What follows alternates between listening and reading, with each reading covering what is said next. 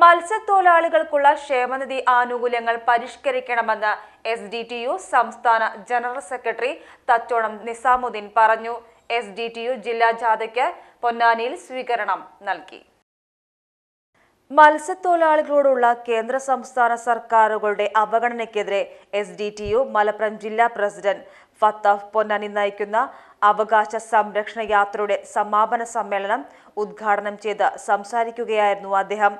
തീരദേശ മേഖലയോട് സർക്കാർ കടുത്ത അവഗണനയാണ് കാണിക്കുന്നതെന്ന് അദ്ദേഹം കൂട്ടിച്ചേർത്തു.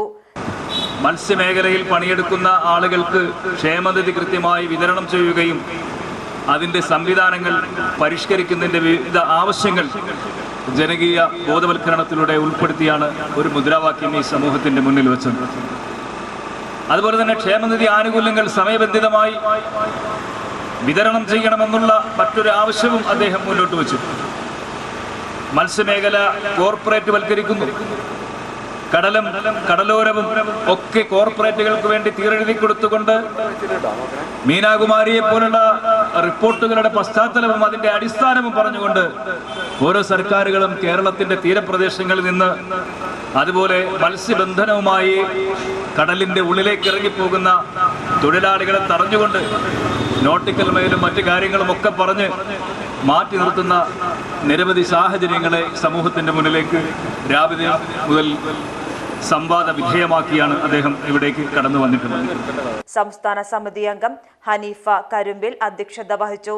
ജില്ലാ general secretary Ali Kanniyath, vice president N Mujeeb Edakkara, ജാഥ വൈസ് ക്യാപ്റ്റൻ അക്ബർ പരപ്പനങ്ങാടി, ജാഥ ഡയറക്ടർ സിറാജ് പടിക്കൽ, ജാഥ കോർഡിനേറ്റർ ബിലാൽ പൊന്നാനി, ജില്ലാ സമിതി അംഗം CP Mujeeb Nilambur, Ponnani area president Rasheed Changaramkulam, secretary Sameer Veliyancode എന്നിവർ പങ്കെടുത്തു സംസാരിച്ചു.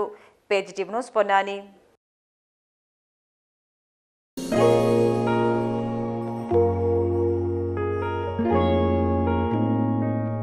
ആയിരം പൂർണ്ണചന്ദ്രന്റെ തിളക്കമായിരുന്നു അതിന്.